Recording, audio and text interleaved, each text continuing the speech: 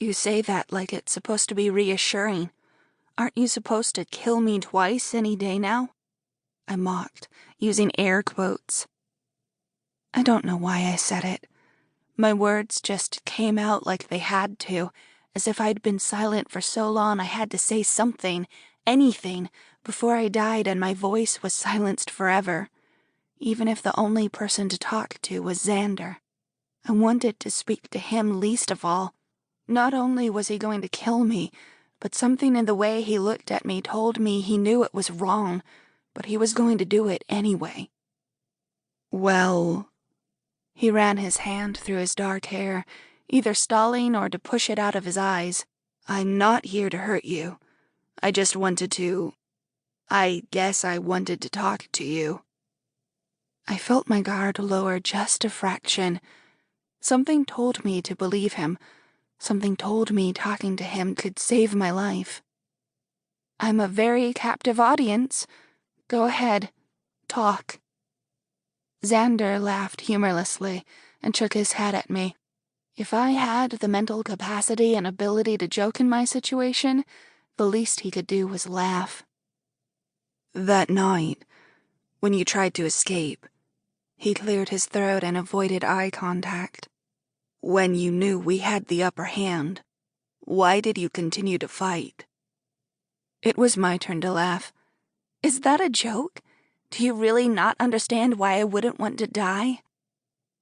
Aren't you already dead? I rolled my eyes. I couldn't help it. Do I look dead? No. And even if I were undead, I'd still look pretty much like this. I wasn't in the mood to educate the ignorant about the ways and lives of vampires, but there was no other time.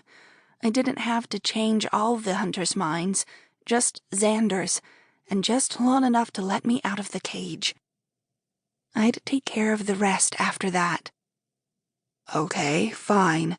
You're alive and not undead. And I'd like to stay that way.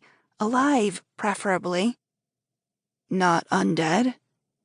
I shook my head, and he looked shocked to hear my confession. Why? I shifted around in the cage and closer to Xander. When he didn't move away, I crossed my legs in front of me and sat like a kindergartner during carpet time. Even though I was almost completely human in every physical way he could see, I wanted to humanize myself even more. I would tell him some things, but he wasn't getting my full confession. Because I like living. I miss my family, and I want to be with them. I also miss my friends and my apartment. I even miss going to class. I closed my eyes at the memories of life before. They seemed to be fading away, or maybe it was because I didn't like to let myself think of how good I had it on the outside. I miss the sun and ice cream. Mostly I miss fresh air and freedom, though. When I opened my eyes, Xander had come even closer to the cage. You go to school and have a life? I nodded, my heart heavy and my smile not quite reaching my eyes. I do. I have books and a favorite blanket and homework and friends, and I date. You have a boyfriend? What? No, we broke up. I just mean that I go out on dates. What do you do on these dates? He asked. You know, we go out. Movies, dinner, coffee.